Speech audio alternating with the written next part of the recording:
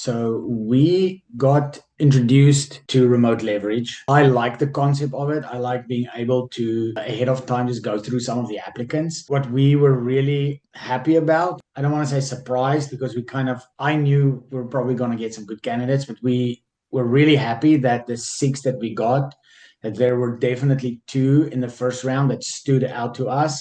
And we were very comfortable to bring them on to our team. I can get back to my job, which is more of the strategic finance stuff, but it was really great that I can sit here comfortable and I know she's got it covered. I can clearly she's been experienced before. There's no hustle on the resumes. I would definitely recommend a remote leverage to any type of business, whether a service-based business or anything else where they need someone with good capabilities, but they don't need to be in the office babysat.